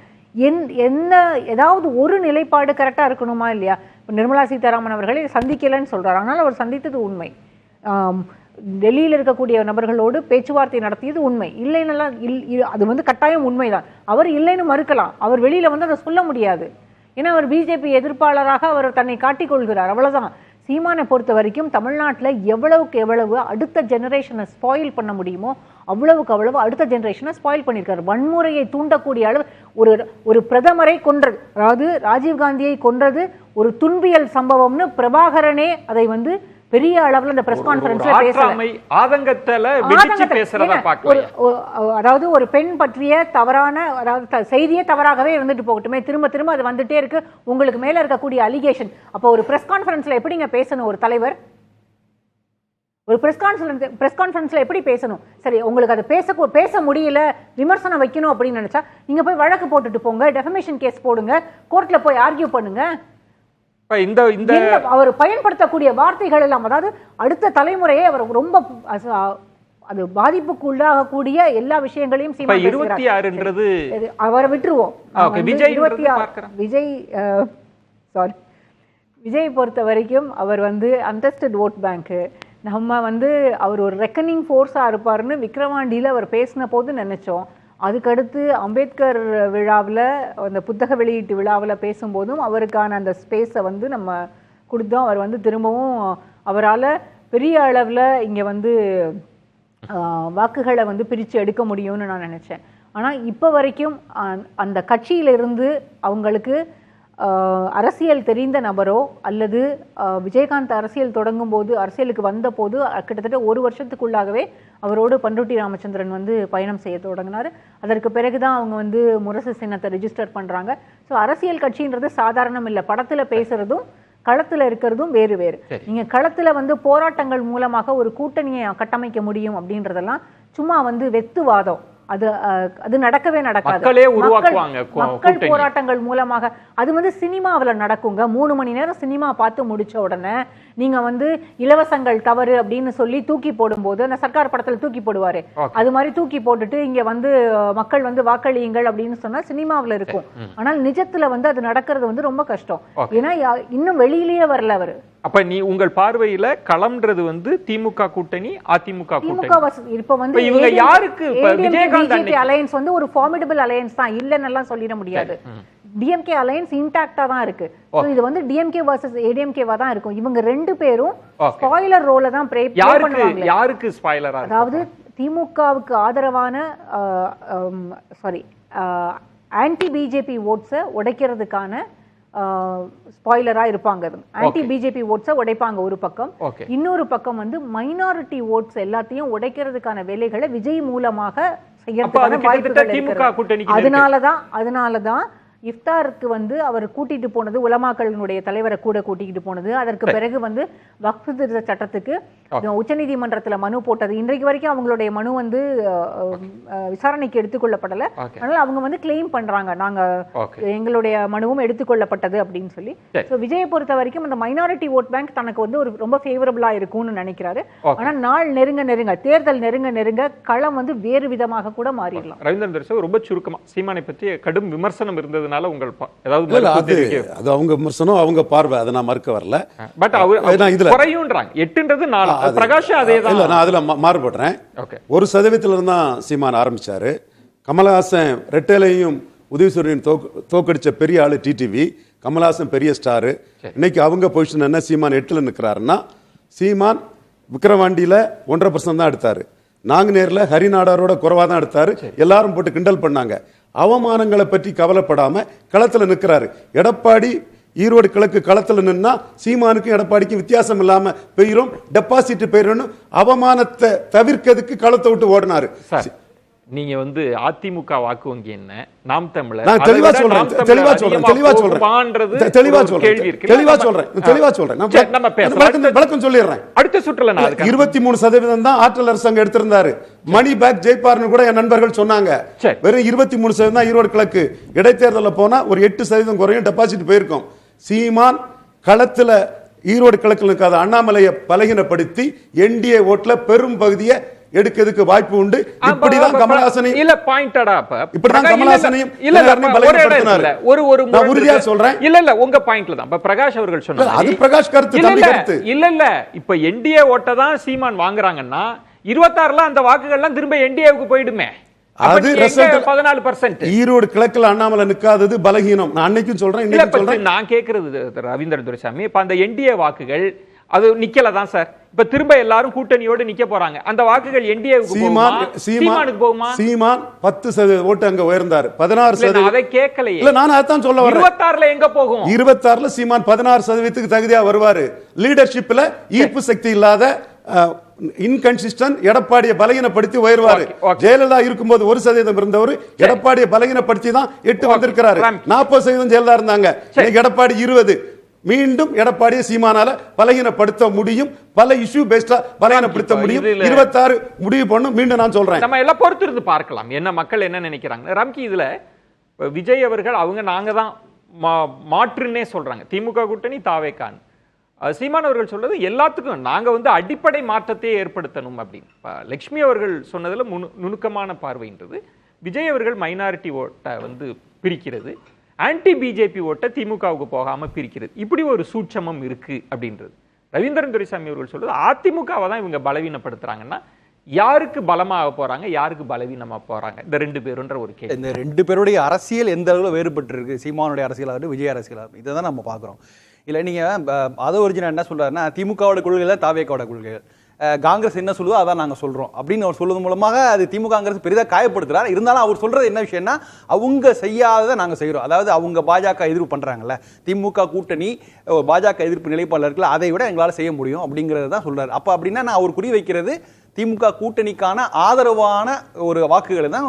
திமுக கூட்டணிக்கு பதிலா நாங்க இருக்கோம்னு சொல்லி பாஜக எதிர்ப்பை எங்களால சிறப்பா செய்ய முடியும் அப்படிங்கறத அவர் சொல்ல வந்த செய்தி. அதே நேரத்தில் அதிமுக சார்பா எந்த கேள்வி இருந்தாலும் அதை தவிர்க்கிறார். நீங்க அதிமுக கூட்டணி பேசினதெல்லாம் நிறைய பரவலா செய்திகள் வந்தது. தாவேகாவோட அதிமுக தொடர்ந்து பேச்சுவார்த்தையில் இருந்ததை வந்து யார் இரு தரப்பும் வெறுக்கவே இல்லை. ஒரு கட்டத்தில் அது கைகூடவில்லை அப்படிங்கும் போதுதான் பாஜகவோட கூட்டணி அறிவிப்பை சொல்றது முக்கியமான இடம் ராம்கி. திமுக கூட்டணிக்கு பதிலா நாங்க இருக்கோம், திமுக ஆதரவு வாக்கு வங்கிலாம் எங்களுக்கு போங்க அப்படின்னு திருப்புற வேலையை தான் தாவேகா பாக்கும். அதுதான் தாவேகா, அப்படிதான் அவங்களோட கணக்கு, அப்படிதான் அவருடைய கணக்கு, அப்படிதான் அவர் சொல்றாரு. தொடர்ந்து அவர் சொல்லிட்டு வந்திருக்காரு. இன்னைக்கு ரொம்ப சமீபத்திய பேட்டியில அவர் திரும்ப சொல்ற இந்த விஷயம் தான். நாங்க தான் திமுக, அது வந்து விஜய் சொன்னார்ல, இனிமே வந்து திமுக வெர்சஸ் தாவேகா தான் அப்படின்னு சொன்னார்ல, அதோடைய எக்ஸ்டென்ஷனா தான் அவர் சொல்றாரு. இதுல என்னன்னா விஜய் ஒரு நடிகர், அவர் வந்து அரசியலுக்கு வந்திருக்காரு. அதே போல வந்து ஆதவ் அர்ஜுனா ஒரு ஸ்ட்ராட்டஜிஸ்ட், அவர் அரசியலுக்கு வந்திருக்காரு. ஆனா ஆதவ் அர்ஜுனாவுக்கு விஜயோட கூடுதலான ஒரு அரசியல் அனுபவம் இருந்தது. விடுதலை சிறுத்தைகளில் வந்து ஒரு தலைவராக இருந்திருக்காரு, பொதுச் செயலராக இருந்திருக்காரு. அப்பெல்லாம் கூட இவர் வந்து திருமாவளவன் அவர்களை ஒரு பெரிய தலைவர்களோட ஒப்பிட்டதே கிடையாது. ஆனால் இன்னைக்கு விஜய் வந்து சர்வசாதாரணமாக அண்ணாதுரையோடையும் எம்ஜிஆர் கூட எல்லாம் ஒப்பிடுறாரு. 77 எம்ஜிஆர் செய்த மாதிரி விஜய் செய்வார் அப்படிங்கிற மாதிரிலாம் சொல்றார். பட் அது அவருடைய கணக்கு. அதெல்லாம் ஸ்ட்ராட்டஜிஸ்டுக்கு இருக்கக்கூடிய பெரிய வாய்ப்புன்றது நீங்க யாரோட வேணாலும் யாரை வேணாலும் ஆன் பேப்பர் ஒப்பிட்டுக்கலாம். அவர் இப்ப ஸ்ட்ராட்டஜிஸ்ட் இல்லையா, இப்ப விஜய் கட்சியோட ஒரு முக்கியமான தலைவராக அவர் தன்னை வந்து கிளைம் பண்றது நிறைய இடங்கள்ல ஒரு வியூக வகுப்பாளரா பேசுறாரு. அதுல நீங்க ப்ராமிஸ் பண்றது எதை வேணாலும் நீங்க அதிமுக கூட்டணி பேச்சுவார்த்தை நடக்கவே இல்லைன்னு மறுப்பதன் மூலமாக ஒண்ணு அதை தவிர்க்க நினைக்கிறார். அப்படி இல்லைன்னா அப்படிப்பட்ட பேச்சுவார்த்தை நடந்து இவர் கவனத்துக்கு வரல அப்படின்னு நம்ம எடுத்துக்கணும். இல்லப்ப நீங்க சொல்ற பாயிண்ட் திமுக கூட்டணி செய்யறது நாங்க தான் இது இவங்க அப்படின்னு சொல்லி வரது இருக்குல்ல. ஆனா களத்துல நீங்க இருக்கணும்ல. இப்ப ஆன்டி பிஜேபி ஓட்டு அப்படின்றது வந்து நீங்க இங்க தமிழ்நாட்டுல களமாடி பெறுவது இல்லை. நீங்க திமுக கூட்டணியை தாண்டி நாங்க இருக்கோம் அப்படின்னு சொன்னா மட்டும் அப்படியே அதுக்குதான் ஒரு டெட்லைன் சொல்றாரு. டிசம்பர் மாதம் பாருங்க, நான் ஜூன்ல இருந்து ஆரம்பிச்சு மக்களை சந்திக்க போகிறார் விஜய். டிசம்பர் மாதம் நாங்கள் ஒரு கூட்டணியை இறுதி செய்வோம், அப்ப பாருங்கிறாரு. அப்ப என்ன பாசிபிலிட்டி இருக்கு அப்படி? என்ன கூட்டணினா யாரோட கூட்டணி? ஒரு கூட்டணி இது கிட்டத்தட்ட நம்ம வெளிப்படையாக சொல்லலாம், இது மக்கள் நல கூட்டணி 2.0 தான் உருவாக போயிருது. அப்படி ஒரு கூட்டணி மக்கள் நல கூட்டணியில வாக்குகள் வந்து குறைவாக கூட இருக்கலாம் அந்த அன்னைக்குன்னு. ஆனா ரொம்ப முக்கியமான கட்சிகள்லாம் அங்க இருந்தாங்க. கிரவுண்ட்ல இருக்கக்கூடிய கட்சி தேமுதிகவா இருக்கலாம், மதிமுகவா இருக்கலாம், இடதுசாரிகளா இருக்கலாம், விசிகாவா இருக்கலாம். நம்ம போற போக்குல மக்கள் நல கூட்டு அப்படி சொல்லிட முடியாது. எங்க இருக்கு கட்சிகள்னு கேக்குறேன். இல்ல, யாரு இருக்காங்கன்னு கேக்குறேன். அவர் என்ன சொல்ல டிசம்பர்ல நாங்க உருவாக்குவோம் அப்படின்னு சொன்னாலே என்ன அர்த்தம்னா அவர் எதை மனிதர்கள் சொல்லுகிறாருன்னா நிச்சயமாக சீமானுடன் விஜய் கூட்டணி சேருவதற்கான வாய்ப்புகள் லீஸ்ட் சினரியா தான் சொல்லலாம். அது நடக்குது வாய்ப்பு இல்ல. அப்ப எந்த கட்சிகள் வரும்? இப்ப ஏற்கனவே இருக்கிற பெரும்பாலான கட்சிகள் இரு தரப்புல அகாமடேட் ஆயாச்சு. ஒண்ணு நீங்க இந்தியா கூட்டணி சொல்லுங்க, இந்தியா கூட்டணி சொல்லுங்க. ஆனா உண்மையிலே அது என்னன்னா ஒரு பாஜக எதிர்ப்பு முன்வைக்கிற ஒரு கூட்டணி, திமுக எதிர்ப்பை வைக்கிற கூட்டணி. இந்த இரண்டு கூட்டணியில இருந்து யாராவது பிரிந்து தம் பக்கம் வருவான்னு அவர் நினைத்திருக்கலாம், ஆதவர்ஜன் நினைத்திருக்கலாம். அவர்களை வைத்து கூட்டணி இது கிட்டத்தட்ட பிராக்டிகலா கேக்குறேன். அப்படி எந்த கட்சி அப்படி ஒரு ஊசலாட்டத்தில் இருக்குன்னு அப்படி ஒரு நிலைமை நாடாளுமன்ற தேர்தல் சமயத்தில் எடப்பாடி மீது நம்ம திரும்ப திரும்ப கேள்வி வச்சோம். நீங்க உங்களால ஒரு கூட்டணி கட்டமைக்கிறேன்னு சொன்னார்ல, இப்ப எங்கேருந்து வரும் இந்த கூட்டணி அப்படிங்கும் போது அவர் அப்படி ஒரு கூட்டணியை அவரை கட்டமைக்க முடியவில்லை. சோ கிட்டத்தட்ட அந்த நிலைமையில தான் இருக்கு. ஆனா அதிமுகவோட தாவேக ஒப்பிட முடியாது. ஆனா அவங்க இவங்களுடைய நோக்கம் என்னவா இருக்குன்னா இந்த சீமான் கணக்கு. அதாவது நான் எப்படின்னா ஒரு கோர்ஸ் ஆஃப் கரெக்ஷன் ஓகே ஆதவர்ஜுனா வராத. ஏன்னா முதல்ல அவங்க பெரிய சர்க்கிள் முதல் கட்சியோடைய மாநாட்டிலே அவங்க என்ன சொன்னாங்கன்னா ஆட்சியில் பங்கு அனைவரும் பங்கு கதவு திறந்திருக்கு எல்லாரும் வாங்கன்னு சொன்னாங்க. அந்த இடத்திலேயே என்ன சொல்லியிருக்கலாம்னா பாஜக எதிர்ப்பை திமுக எதிர்ப்பை முன்வைக்கக்கூடிய கட்சிகள் வந்தீங்கன்னா கூட்டணி சேருவான்னு ஒரு சொல்லியிருந்தா கூட ஒரு கிளாரிட்டி கிடைச்சிருக்கும். ஆனா அவங்க அதை சொல்லவில்லை. யாரு வேணாலும் வாங்க அப்படி சொல்லும்போது யாருக்கெல்லாம் அதிகாரத்தின் மீது ஒரு ஆசை இருக்கோ அவங்க எல்லாம் வாங்க அப்படி சொன்னதை ஒரு சுயமரியாதை உள்ள ஒரு லெட்டர் பேட் கட்சிகள் கூட ஏற்கவில்லை. இன்னை வரைக்கும் அவங்க கூட கூட்டணி சேரல. சீமான் அவர்களோட கணக்கா நீங்க எதை பார்க்க? இப்ப தாவேகாவுடைய பார்வைன்றது நாங்க திமுக கூட்டணியை ரீப்ளேஸ் பண்ணிக்குவோம், அந்த வாக்குகள்லாம் எங்களுக்கு போடுங்கன்ற ஒரு கணக்கு இருக்கு. சீமான் அவர்களோட கணக்கு என்ன? அவர் அதிமுக இப்போ கடுமையா விமர்சிக்கிறார். கண்ணீர் அஞ்சலி போராட்டத்தெல்லாம் நாடகம்னு சொல்ல அவருக்கு என்ன கணக்கு? சீமானுடைய அரசியல் மேல பல்வேறு மாற்று கருத்துல இருந்தாலும் அவருடைய அரசியல் வெளிப்படையான அரசியல். ஒரு 10 ஆண்டுகளாக ஏதோ ஒரு கொள்கையை சொல்லி வைறாரு. அவருடைய ஸ்டாண்ட் எல்லாமே வெளிப்படையா இருக்கு. விமர்சனங்கள் இப்ப கூட நாங்க அதிமுக கூட்டணி பேசணும் அப்படின்லாம் சொல்றாருல்ல, இது ஒரு பேசுபொருள். அதுல இதுவே ஒரு வெளிப்படையான விஷயம் தான். நீங்க ஆம் ஆத்மியோட தான் நாம் தமிழ் ஒப்பிடுவேன். ஆம் ஆத்மி என்ன சொன்னாங்க, எங்களுக்கு பாஜக பெரிய நெருக்கடி வருது, பாஜகவோட எங்களை காப்பாத்தினா நான் உங்களோட கூட்டணி சேர்றேன், இந்தியா கூட்டணியில் வரும்போது ஒரு நிபந்தனையோட வராங்க. கிட்டத்தட்ட நாம் தமிழருக்கு அந்த மாதிரி நெருக்கடிகளும் வருது. அதுல இவர் என்ன ரோல் பண்ணுவாங்கன்றீங்க? இப்ப தாவேகா திமுக அணிக்கான வாக்குகளை குறி வச்சு கை நகர்த்துறாங்கன்னா சீமான் ரவீந்திரன் துரைசாமி அவர்கள் சொல்வது அதிமுகவை தான் பலவீனப்படுத்துவார். இல்ல இப்ப அவர் ஆக்சுவலா நீங்க விஜய் அரசியலுக்கும் சீமான் அரசியலுக்கும் வித்தியாசமே அதான். சீமான் ஆல்ரெடி அவருடைய இடத்தை ஸ்திரப்படுத்திக்கிட்டார். அவர் 4 பெரிய கட்சிகளுக்கு நடுவில் நான் இருக்கேன் அப்படிங்கிறாரு. பாஜக, காங்கிரஸ், திமுக, அதிமுக எல்லா கட்சிகளும் சம தொலைவில் நம்ம வைக்கிறார். அந்த இடத்தை அவர் உறுதிப்படுத்தி அவர் நல்லா தெரியுது இந்த இடத்துல இருந்தால்தான் பலவீனப்படுத்த அதிக வாய்ப்பு இருப்பதா நீங்க கணிக்கிறீங்க. யார சொல்றீங்க? சீமானுடைய அரசியல். சீமான அரசியல் இப்ப சமீப காலத்துல அவர் திமுக எதிர்ப்பதை முன்வைக்கிறார். அதனால திமுக எதிர்ப்பு வாக்குகள் தான் அதை சிதறடிக்கிறது தான் அவருடைய நோக்கம். அது அவருக்கு வருதாங்க அது வேற விஷயம். திமுக எதிர்ப்பு வாக்குகள் சிதறுதுன்னா அது ஒரு வகையில என்டிஏவை பலவீனப்படுத்தும். என்டிஏ பலப்படுத்தும். ஆமா, அதிமுக பக்கம் போலாம், அதே வாக்குகள் விஜய் பக்கம் கூட போலாம். இந்த சிதறடிக்கிறதுங்கிறது அதாவது என்னன்னா நீங்க ரொம்ப மைனூட்டா வரீங்க. அது அப்படி சிதறடிப்பதன் மூலமா என்டிஏ அட்வான்டேஜ் வரும்ன்றீங்க. என்டிஏ அட்வான்டேஜ் வரும். பிரகாஷ், இந்த விஜய் சீமான் இந்த முதல் சுற்றுல நம்ம யாருடைய வாக்குகள் பிரியும் இந்த ஒரு கணக்கெல்லாம் எல்லாருமே பகிர்ந்துக்கிட்டாங்க. இப்ப இதன் மூலமாக திமுக அணிக்கு நெருக்கடி வர வாய்ப்பு இருக்கா பிரகாஷ்? திமுக அணி இன்டாக்டா இருக்கு சார். பாஜக அணி இன்னும் இப்போ யாராவது ஒரு கட்சி வருமானு ஒரு கேள்வி கேட்டுக்கிட்டு இருந்தீங்கல்ல. பாஜக அதிமுக கூட்டணி ஃபியூட்டைலா இருக்கு, லிக்விடா இருக்கு. இன்னைக்கு வரைக்கும் அந்த கட்சிக்குள்ள இப்போ பாமகக்குள்ளேயே சண்டை நடந்துகிட்டு இருக்கு, ரைட்டுங்களா? அந்த கட்சிகளுக்குள்ள நடக்கக்கூடிய சண்டைகள்ல அதிமுக கூட்டணிக்கான விஷயங்கள் என்பது மோசமா இருக்கு நிலவரம். அப்புறம் விஜயோட பேச்சுவார்த்தை நடத்தியது அதிமுக அப்படின்றதுக்கான அஃபிஷியலா எதுவும் வரலன்றதை நீங்க பண்ணீங்க. குருமூர்த்தியோட இன்டர்வியூ என்ன? குருமூர்த்தியோட இன்டர்வியூ அதிமுக விஜயோட பேசினதா தானே அவர் பதிவு பண்ணாரு. அவர் ஃபர்ஸ்ட் சாய்ஸ் அவங்களா தான் இருந்ததா அவர் சொல்றாரு. அவரோட பார்வையே சொல்றாரு, ரைட்டுங்களா? ஸோ எந்த முகாமோ சரி, குருமூர்த்தின்றது பிஜேபி முகாம். அந்த முகாமுக்குள்ளேருந்து வரக்கூடிய ஒரு இன்டர்வியூவில் வரக்கூடிய செய்தி என்பது அங்கே அதிமுகவோட அவங்க பேச்சுவார்த்தை நடத்துனாங்க அப்படின்றது தான். விஜயோட கரெக்ட் சென்ஸ் என்ன தெரியுமா சார்? அவர் திமுக கூட்டணியை குறிவைக்கிறார். அவர் என்ன நினைக்கிறாருன்னா அந்த கூட்டணியில் காங்கிரஸ், கம்யூனிஸ்ட், விடுதலை சிறுத்தைகள் எல்லாரும் இருக்கணும். அவர் உருவாக்குற கூட்டணியில் அங்கே திமுக இருக்கக்கூடாது, அதுக்கு பதில் தாவேகா இருக்கணும். இது அவங்களுடைய ரொம்ப நாள் பெண்டிங் ஃபார்முலா. அது எப்படி களத்துல எப்படி அப்படி நம்பி அப்படி நம்பி வரணும். அதுக்கான ப்ராபகேஷன் தான் அவங்க இப்போ பண்றது. இப்ப ராம்கி அவர்கள் சொன்ன இடம்ன்றது இப்ப திமுக கூட்டணி மீது மக்கள் அதிருப்தி, ஆனா அதே கொள்கை கொண்ட நாங்க இருக்கோம் அப்படின்னு சொல்றப்ப சிறுபான்மை வாக்கு வங்கியோ இல்லது பாஜக எதிர்ப்பு வாக்குகளோ தாவேகாவை நோக்கி அப்படி நகருமா? அங்க போற ஓட்டு அங்க அப்படி திரும்ப வாய்ப்பு இருக்கு. லக்ஷ்மி அதுதான் அப்சர்வ் பண்ணாங்க. மைனாரிட்டி வாக்குகளை குறி வச்சு அந்த குல்லா போட்டு அந்த விஷயங்கள்லாம் பண்ணாங்க. அதுக்கு எதிராக ஃபத்வாவே வந்துருச்சுன்னு வச்சுக்கோங்களேன். ஆனால் இந்த விஷயங்கள் வந்து திமுக வாக்குகளை வந்து பலவீனப்படுத்தணுன்றது தான் விஜய்க்கு கொடுக்கப்பட்ட அஜெண்டா. யாரு கொடுத்தது? அது ஒருத்தர் கொடுத்துருக்காங்க, அது நமக்கு தெரியும். இப்படி சொல்லலாமா? எல்லாத்தையும் அஜெண்டான்னு கொண்டு வர்றது சரியா? ஆமா, அஜெண்டா அதாங்க.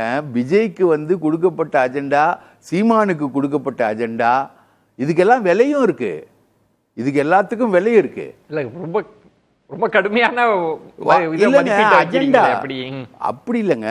இதுதான் பொலிட்டிக்கல் அஜெண்டா. இந்த அஜெண்டாக்குள்ளதான் இருக்கு. இப்ப திமுக வாக்குகளை வந்து பிரிக்கணும், அது என்டிஏக்கு வலு சேர்க்கும் அப்படின்னு ராம்கி சொல்றாரு இல்லையா. என்டிஏக்கெல்லாம் அதுக்குள்ளெல்லாம் வலு சேர்க்கறதுக்குள்ளால திமுக வாக்குகள்லாம் இவங்களால பிரிக்கவும் முடியாது, எந்த விதத்திலையும் பிரிக்கவும் முடியாது. இவங்க 2 பேரையுமே வந்து தமிழக அரசியல ஜோக்கரா தான் பாக்குறாங்க. இவங்க வந்து ஒரு காமெடி ஆக்டிங் தான். அவங்க வந்து வில்லனாவோ அது ஒரு முக்கிய கதாபாத்திரமாக பார்வையை முன்வைக்கிறீங்க. இன்னும் விஜய் அவர்கள் இன்னும் டெஸ்டட் பண்ணணும், உள்ளுக்கு கலந்து வராரு. திரு சீமான் அவர்கள் ரொம்ப கடுமையான அரசியல் நிலைப்பாடு எடுத்து 8% நம்பிக்கை நம்ம ரொம்ப எளிதில் கடந்து போயிட முடியாது இல்ல மக்கள். அவரை 8% நம்பிக்கை என்ன சார்? பெரியாரை ஆதரிச்சு நான் பெரியார் தொண்டன் அப்படின்னு பனியனை போட்டு பேசிட்டு பெரியாருக்கு எதிராக இப்ப பேசுனா அப்ப படிச்சேன், அதுக்கப்புறம் நான் ஞானம் பெற்றேன், போதி மரத்தடியில் உட்கார்ந்து ஞானம் பெற்றேன்னு சொல்லக்கூடிய ஒரு நபரை ஜெயலலிதா இப்ப சொல்றாங்க அதிமுக வாக்குகளை வாங்குன்றாரு. ஜெயலலிதா வந்து கலைஞருக்கும் எம்ஜிஆருக்கும் நடுவுல படுத்துக்கிட்டு கிடக்குறாங்க. அதை தவிர்த்தரலாம் ப்ளீஸ். இல்ல அவர் சொன்ன வார்த்தை இல்ல வேண்டான்ற நம்ம இங்க ரைட், அது வார்த்தை. ஜெயலலிதாவை வந்து அவ்வளவு கேவலமா பேசின ஒருத்தருக்கு ஏடிஎம்கே கார ஓட்டு போடுவானா? ரவீந்திரன் துரை சார், அதாவது நான் இன்னொன்று ராம்கி சொன்ன ஒரு ஜெயலலிதாவை அடிச்சுதான் சீமான் களத்துக்கே வர்றார். வீரப்பன் கொள்ளக்காரன்னா ஜெயலலிதா அந்த வார்த்தை தவிர்த்தலாமே. எதற்கு கொள்ளக்காரிங்கிறது சொல்ல என்ன இருக்குது? இல்ல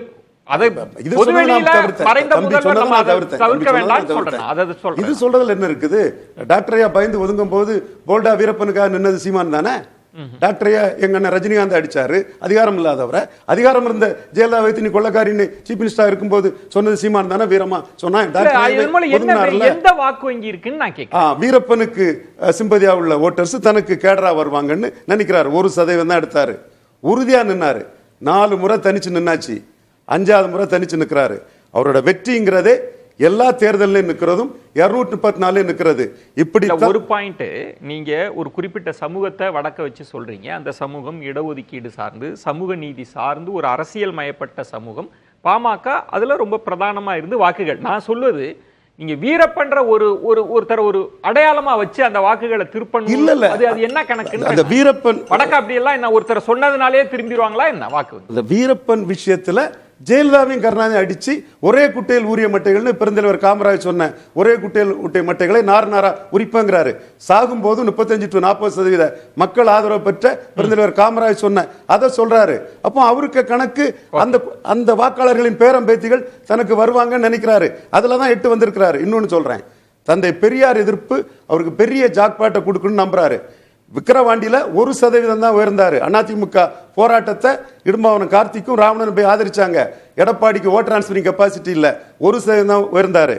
அதே ஈரோடு கிழக்குல பெரியார் அடிச்சாரு, திராவிட பண்ணிகள் நின்னாரு, அதிமுகவை கொடநாடு கொலை பற்றி பேசினாரு. இல்ல என்ன பேசினது சரி, நான் நியாயப்படுத்தல. சீமான் பேச்சையோ அவரோட கொள்கையை நியாயப்படுத்தல. அவரு ராவணன் தமிழ் பெரும்பாட்டம் பாரு, நான் ராவணன் பிராமணன், அது வேற விஷயம். நீங்க சொல்ல வருவது அதன் மூலமா வாக்கு 10% உயர்ந்தாரு. அந்த 16% பெரியார் எதிர்ப்புல தமிழ்நாடு ஃபுல்லா தனக்கு கிடைக்கும் நம்புறாரு. திமுக ஒரே குட்டைகள் ஊறிய மட்டைகள் காமராஜ் ஃபாலோவர்ஸோட அந்த வாரிசுகள் ஓட்டு கிடைக்கும் நம்புறாரு. 26 முடிவு பண்ணிட்டு 26 முடிவு பண்ணிட்டு நான் ஒரு கேள்வி, விஜயகாந்த் அவர்கள் வருகை அது வந்து அதிமுக வெற்றி வாய்ப்பை பாதிக்குது, திமுக மீண்டும் ஆட்சிக்கு வருதுன்னு ஒரு அப்சர்வேஷன் இருக்குல்ல. இப்ப இவர் 16% வாங்குறாருன்னா யாருக்கு லாபமா இருக்கும்? அவர் இதுவரை நான் கேட்பது சம்ம பண்ணி சொல்லுங்க. இதுவரை பலகீனப்படுத்துறது அதிமுக ஓட்டை தான். சரி. இன்னைக்கு தமிழக அரசியல் 3 ஜாதி ஆதிக்கத்துக்கு போயிட்டு சரி. முதுகெலும்புள்ள பெரியார் தொண்டை எவனும் இல்ல இந்த சமநீதி பற்றி பேசுறதுக்கு. சரி. நாராயணகுரு தொண்டர் நான் பெரியார் பேசுறேன். தொண்டனுக்கு முதுகெலும்பு இல்லைன்னு பேசுறதெல்லாம் அதெல்லாம் நான் அதெல்லாம் அப்படி சொல்லல. அனுமதிக்க முடியாது. இத சொல்றதுக்கு யாருக்கு யாரும் சொன்னேன். முதுகெலும்பு இருக்குன்னு ரவீந்திரன் துரைசாமி இல்ல, இல்ல, கொஞ்ச அப்படி இல்ல. நாள்ல தெரியும். நான் அப்படி கொஞ்ச சொல்லல. நாள்ல தெரியும். சரி, நம்ம அதை அப்படி தவிர்த்து சொல்லல. முதுகெலும்பு பெரியார் தொண்டனுக்கு இல்ல, கடினமான எப்படி வார்த்தைகள். இருக்கின்றது? அதனால தான் பெரியார் கட்டுப்பாடு தொண்டனை வந்து ரவீந்திரன் துரைசாமி புரிய வைக்கணும். தம்பி சரி. தப்பா புரிஞ்சுக்கிட்ட. Right, point அத taken. சொல்றதுக்கு யாரும் இல்லன்னு தான் சொன்னேன். அது நம்ம கடினமான வார்த்தைகள். ராம்கி, இப்ப நீங்க சொன்ன பார்வையில் இப்ப ஒருவேளை இப்ப அவர் பார்வைக்கே வைக்கிறேன், என்ன வாக்கு வங்கிலாம் நமக்கு தெரியாது, யாரை பலவீனப்படுத்துவாங்கன்றதுல பிரகாஷ் சொல்றார் திமுக கூட்டணிக்கான வாக்குகளை பிரிக்கவே முடியாது. அப்படி ஒரு திட்டம் இருந்தாலும் திமுக அணியினுடைய வாக்குகளை சிதறடிக்க முடியாதுன்ற பார்வை. இல்ல அது பொதுவா அப்படிதான் புரிதல் இன்டாக்டா இருக்கு. அதுல எந்த மாற்று கருத்து இல்ல. திமுக கூட்டணி பாஜக அதிமுக கூட்டணியோட ஒரு அப்பர் ஹேண்ட்ல தான் இருக்காங்க. அதெல்லாம் எல்லாரும் ஏற்றுக்கொள்ள முடியாது. நான் என்ன சொல்றேன், திமுக எதிர்ப்பு வாக்குகள் ஒன்று இருக்கு, திமுக ஆதரவு வாக்குகள் ஒன்று இருக்கு, மாதிரி திமுக எதிர்ப்பு வாக்குகள் ஒன்று இருக்கு. அது போல பாஜக எதிர்ப்பு வாக்குகள் இருக்கு, பாஜக ஆதரவு வாக்குகள் இருக்குது. இதெல்லாமே இருக்கு. ஆனா அண்ணா திமுக எதிர்ப்பு வாக்குகள் ஒண்ணு இல்ல. சோ இதுதான் முக்கியமான ஃபேக்டர். இப்ப நீங்க அதுதாங்க திமுக எங்க அண்ணா திமுக எதிர்ப்பு வாக்குகள் இருப்பீங்க? அண்ணா திமுக எதிர்ப்பு என்ன சொல்லுங்க, நீங்க பாஜகவுடன் சேர்ந்து விட்டதால் உங்களுக்கு மேல எதிர்ப்பு வாக்குகள் அப்படிதான் இருக்கும். அது வந்து அண்ணா பாஜக எதிர்ப்பு வாக்குகள். பர்கூர்ல வந்து ஜெயலலிதா அவர்கள் தோக்குறாங்க அப்படின்னா எந்த எதிர்ப்பு வாக்குகளும் இல்லாம இருந்தது. இன்னைக்கு நீங்க எப்படி ஒரு பார்ட்டி அப்படின்றப்ப எதிர்ப்பு வாக்குகளே இல்லைன்னு எப்படி நம்ம கட்டமைக்கும்? நீங்க இன்னும் இதுக்கு ஒப்பீட்டு அளவுல சொல்றேன், நீங்க திமுகவையும் பாஜக காங்கிரஸ் எல்லாம் ஒப்பிடும் போது அண்ணா திமுக எதிர்ப்பு குறைவு. இப்படி வேணா எடுத்துங்க ஸ்டேட்மெண்ட். அவங்களுடைய ஒப்பீட்டு அளவுல பார்க்கும்போது குறைவு. இப்ப நீங்க இவங்க விஜய் ஆகட்டும் சீமான் ஆகட்டும் அவங்க குறிவைப்பது என்னன்னா திமுக எதிர்ப்பு வாக்குகள், காங்கிரஸ் எதிர்ப்பு வாக்குகள், பாஜக எதிர்ப்பு வாக்குகள் அதுதானே குறி வைக்கிறாங்க. அவங்க அண்ணா திமுக பேசவே மாட்டாங்க, பேச தவிர்க்கிறாங்க. அதுக்கு என்ன காரணம்? அதுக்கு என்ன காரணம்? அதுல ஒண்ணு அதுல இருந்து ஹோல்ட் இல்ல, அதுல இருந்து ஒரு பெரிய ஸ்ட்ரைக் நம்ம பக்கம் வராது அப்படிங்கிற அவங்க நினைக்கிறாங்க. அப்ப அதிமுக தனக்கான அந்த 20% நான் 24 கம்பேர் பண்ணி சொல்றேன், அதை அப்படியே எடுத்துக்க போறாங்க. இதுலதான் சேதாரம். இவர்களுடைய அரசியல் வேகம் எடுக்க எடுக்க அது வந்து அண்ணா திமுகவை பாதிக்காது என்பது எனது புரிதல். இவங்களால வந்து ஒரு டேமேஜ். நீங்க அதிமுகன்றதை இப்ப என்டிஏன்னு பேசுங்க, பாஜக அதிமுக வாக்கு வங்கின்னு பேசுங்க. இருக்கு. அப்போ வந்து அங்கிருந்து பாஜக எதிர்ப்பு வாக்குகள் போனா என்டிஏ பலவீனம் அடையும். நிச்சயமா என்டிஏ பலவீனம், நான் அதுல மாற்றுகிறது. அதாவது இவங்களுடைய ஸ்டாண்ட், விஜயோட ஸ்டாண்ட் வந்து பாஜக எதிர்ப்பும் இருக்கிறதுனால் நிச்சயமாக அதுல ஒரு பாதிப்பு இருக்கும். ஆனா ஒட்டுமொத்தமா இருவருடைய அரசியலுமே இன்றைய அளவில் அண்ணா திமுக எதிராக இல்லை அப்படிங்கறத என்னுடைய புரிதல். லட்சுமி, அப்போ கிட்டத்தட்ட அதிமுகவுக்கு ஒரு அனுசரணையா இருக்கிற அரசியல் தான் நடக்க போகுது. அப்ப ஆமா, அதுக்கான வழிகளை தான் பாரதிய ஜனதா கட்சி செய்து கொடுத்திருக்கிறது. அதைத்தான் இவங்களும் பின்பற்றுறாங்க. என்னை பொறுத்த வரைக்கும் தமிழ்நாட்டில் பெரியார் எதிர்ப்பு, பெரியாரை எதிர்த்து அரசியல் செய்யணும் அப்படின்னா பெரியார் எதிர்ப்பை பலமாக பேசக்கூடியது, ஆரம்பத்திலிருந்தே பலமாக பேசிக்கிட்டு இருந்தது இங்கே பாரதிய ஜனதா கட்சி மட்டும்தான். அப்போ அதே வழியை தான் சீமானும் ஃபாலோ பண்ணுறாரு. அப்படின்னா எங்கே இருக்காருன்னு நீங்கள் தன்னால் புரிஞ்சுக்கலாம். இதுக்கு வந்து நம்ம வந்து ரொம்ப ஆப்வியஸாக இருக்கக்கூடியதுக்கு விளக்கம் எல்லாம் கொடுக்க வேண்டியதில்லை. பெரியாரை எதிர்க்கக்கூடியவர்கள், பிராமணியம் பேசக்கூடியவர்கள், இல்லை அந்த மேல் தட்டு, அதாவது மேல் சாதியில் இருக்கக்கூடியவங்க, அவங்க தான் அந்த பெரியார் எதிர்ப்பு அதிகமாக பேசக்கூடியவங்க. கோயில்களுக்கு முன்னால் பெரியார் சிலை கூடாதுன்றவங்க. ஹெச் ராஜா போன்றவர்கள் எப்போதும் தொடர்ந்து பேசிக்கிட்டே இருந்திருக்காங்க. அதே வழியில் தான் இன்னைக்கு சீமானும் பேசுகிறார். பெரியார் எதிர்ப்பு வாக்குகள் தமிழ்நாட்டில் இருக்குது, அது எல்லாமே சீமானுக்கு போயிடும்னா அப்போ பிஜேபிக்கு என்ன வருமா? பிஜேபிக்கு ஓட்டு வராது. அப்போது பிஜேபி பெரியார் எதிர்ப்பு பேசலையா? சீமானுக்கு முன்னால் இருந்தே இங்கே பெரியார் எதிர்ப்பு வந்து பிஜேபி தானே பேசிக்கிட்டு இருக்காங்க. அப்போ பிஜேபி என்ன செய்கிறாங்களோ அதே தான் சீமானும் செய்கிறாரு. அவங்களுக்கு உதவுறதுக்காக தான் சீமானும் விஜயும் இங்கே இருக்காங்க. திமுகவுக்கு எதிராக இருக்கக்கூடிய வாக்குகளை பிஜேபிக்கு எதிராக இருக்கக்கூடிய வாக்குகளை, ஆன்டி பிஜேபி ஓட்ஸை வந்து சிதறடிக்கக்கூடிய வேலைகளை செய்யறதுக்கான 2 பேருமே ஸ்பாயிலர்ஸ், 2 பேருமே டிஸ்ரப்டர்ஸ் தான். அந்த வகையில் தான் இவங்க 2 பேருக்குமான ஆன்டி பிஜேபி ஓட்டை சிதறடிக்கணும். ஆமா, ஆன்டி பிஜேபி ஓட், அதாவது மைனாரிட்டி ஓட்ஸ். நீங்க வந்து இந்த எலெக்ஷன்ல எனக்கு தெரிஞ்சு 2026 ஓவைசி வந்து அவருக்கு கேண்டிடேட் போட போறார். போன எலெக்ஷன்லயும் சில தொகுதிகளில் கேண்டிடேட்ஸ் போட்டிருந்தார். இந்த முறையும் அதை அவர் செய்வார். இப்போ எங்கெங்கெல்லாம் இந்த மைனாரிட்டி ஓட்ஸ் எல்லாம் கன்சாலிடேட் ஆகுமோ அங்கே எல்லாமே அந்த மைனாரிட்டி வாக்குகளை உடைக்கிறதுக்கான வேலைகளை இவங்க தரப்புல இருந்து கட்டாயம் செய்வாங்க. அதற்கு இவரும் சீமானும் விஜயும் உதவி செய்வாங்க. அதனுடைய அந்த வழியை தான் இப்போ 2 பேரும் எடுத்துக்கிட்டு இருக்காங்க. இன்னொன்று வந்து டிசம்பருக்கு அப்புறம் வந்து மக்கள் நல கூட்டணி 2.0 எனக்கு அப்படி தெரியல. ஏன்னா திருமாவளவன் அவர்களுக்கு இன்னைக்கு கூட அவர் வந்து திமுக கூட்டணிக்கு அதாவது கூட்டணியில சில சலசலப்புகள் இருக்குங்கிறத இன்னைக்கு கூட அவர் வெளிப்படையாக பேசியிருக்கிறார். எந்த கூட்டணியாக இருந்தாலும் அதுல சலசலப்பு இருக்கதான் செய்யும். அவங்களும் கூட்டணி ஆட்சின்னு கேட்கறதுக்கான நாட்கள் ரொம்ப தூரத்துல இல்லை. ஆனால் அதே மக்கள் நல கூட்டணியை திரும்பவும் கட்டமைப்பாரோ அவர் திருமாவளவன் அவர்களோ இல்லை இடதுசாரிகளோ அந்த கூட்டணியிலிருந்து வெளியேறி திரும்பவும் மக்கள் நல கூட்டணிங்கிறத அவங்க செய்யவே மாட்டாங்க. ஏன்னா அவரே ஏற்கனவே ஒரு மேடையில சொல்லியிருக்காரு. அது வந்து மிகப்பெரிய தவறு. நிறைய சுற்று எல்லாரும் சுருக்கமா இதை சம்ம பண்ணி இது என்ன தாக்கத்தை தாவேக்கா நாம் தமிழர் ஏற்படும் மிகச் சுருக்கமா? நாம் தமிழர் மற்ற கட்சிகள் எடுக்காத விஷயம் எடுப்பாங்க. அருந்ததியர் உள்ஒதுக்கீடு அநீதி, பறையர்களுக்கும் தேவேந்திர குல வேளாளருக்கும் அநீதி, பல்லர்களே பாண்டியர்கள், பஞ்சமி நிலத்தை மீட்கணும், மேல்பாதி அம்மன் கோயிலுக்குள்ள நுழையணும். இது யாருக்கு பாதிப்பா போகும்? இல்ல, அவர் ஜெனரலா தான் பண்றாரு. இதுவரை பாதிக்கப்பட்டது அதிமுக. 40% இருந்த ஜெயலலிதா ஓட்டு ஸ்டாலின் உயர்ந்திருக்காரு. எல்லாரும் புது புத்தியில சொல்லுவாங்க திமுக வேண்டாம் அதிமுக வேண்டான்னு. அதெல்லாம் பழைய கதை. இப்ப ஜெயலலிதா மறைவுக்கு பிறகு திராவிட இயக்க ஓட்டுன்னு ஸ்டாலின் உயர்ந்திருக்காரு. இந்துத்துவா ஓட்டுன்னு பாஜக அணி உயர்ந்திருக்குது. நாம் தமிழர் 100% கம்யூனிட்டி ஓட்டுல 1% ஜெயலலிதா உயிரோடு இருக்கும் போது 7% வந்திருக்காரு. அவ்வளவு இழந்தது ரெட்டல ஓட்டு. 3 இடத்துல இழந்த ரெட்டல ஓட்டு. இதுதான் டேட்டா. மற்றவங்க ப்ராசஸ் சொல்றாங்க, நான் டேட்டாவை சொல்றேன். டேட்டா என்னன்னா, சீமான் எடுக்கக்கூடிய எல்லா விஷயத்தையும் ஏற்கனவே பாஜக எடுத்து இன்னைக்கு தமிழக அரசியலுடைய அடிநாதமே வந்து ஆன்டி பிஜேபி தான். ரைட்டா? பிஜேபி எப்படி செல்லா காசா இருக்கோ அதே மாதிரி இவரும் செல்லா காசா போவார். ராம்கி, திமுக எதிர்ப்புங்கிற விஷயத்த வந்து விஜயும் சரி சீமான் 2 பேருமே கையில் எடுத்திருக்காங்க. இதனால திமுக பலவீனமாகுமா அப்படிங்கறத தாண்டி நிச்சயமா அதிமுகவால் எந்த பாதிப்பு ஏற்படாதுங்க என்னுடைய புரிதல். 2வது சூழல் மாறி இருக்கு. அதிமுக எதிர்ப்புங்கிறது குறைவாக இருக்கிறது. 2021 தேர்தல் பிரச்சாரத்தில் நீங்க அதிமுக படக்கூடிய ஓட்டுங்கிறது பாஜக பட ஓட்டுன்னு சொன்ன அதே திருமாவளவன் இன்னைக்கு என்ன சொல்லியிருக்காருன்னா, பாஜக கூட்டணியை அதிமுக மறுபரிசீலனை செய்ய வேண்டும் அப்படிங்கிற சொல்லியிருக்காரு. அதனால வந்து எதிர்ப்பு வந்து நேரடியாக திமுக கூட்டணி கட்சியில் இருப்பவர்கள் கூட புரிந்திருக்கிறாங்க. அவங்களுடைய எதிர்ப்பு பாஜக எதிர்ப்பாக இருக்கிறது ஒழிய அதிமுக எதிர்ப்பாக இல்லைங்கிறது என்னுடைய புரிதல். விஜய் சீமான் 2 பேருமே வந்து இந்த முஸ்லிம் ஓட்ஸையும் கிறிஸ்டியன் ஓட்ஸையும் பெரிய அளவில் ஸ்பாயில் பண்ணுற ஒரு அஜெண்டா தான் அவங்களோடது. அதனால இந்த எலெக்ஷன் வந்து அவங்க 2 பேருமே ஸ்பாயிலர்ஸாக தான் இருப்பாங்க. லாஸ்ட் எலெக்ஷனில் அவர் சீமான் வாங்கின 8% வாக்குகள்லேருந்து பெரும்பாலான வாக்குகளை விஜய் இந்த முறையை எடுத்துக்கலாம். இல்லை சீமானுடைய வாக்கு வங்கி அவர் சொல்கிறது போல் உயரலாம். ஆனால் எனக்கு தெரிந்து அப்படி இருப்பதற்கான வாய்ப்பு இல்லை. ஏன்னா 2 பக்கமுமே சாலிடான அலையன்ஸ் இருக்குது இப்போ வரைக்கும். ஒருவேளை தேர்தல் நெருக்கத்தில் வேறு மாற்றங்கள் கூட நடக்கலாம். அப்படி மாற்றங்கள் நடந்ததுன்னா இனி வந்து இவங்க 2 பேரோட ரோலுமே எப்போதுமே அந்த சிங்கிள் டிஜிட் ஓட்டு %, அதில் 2 அணிகளையும் பாதிக்கக்கூடிய வாக்குகளை எடுக்கிறது தான். பார்க்கலாம், பொறுத்திருந்து பார்க்கலாம். விருந்தினர்களுக்கு என்னுடைய நெஞ்சம் நிறைந்த நன்றிகளை தெரிவித்துக் கொள்கிறேன். மற்றொரு தலைப்பில் சந்திக்கலாம். நன்றி, வணக்கம். அது கண்டிப்பா ஏற்றுக்கொள்ள முடியாது. பிரதான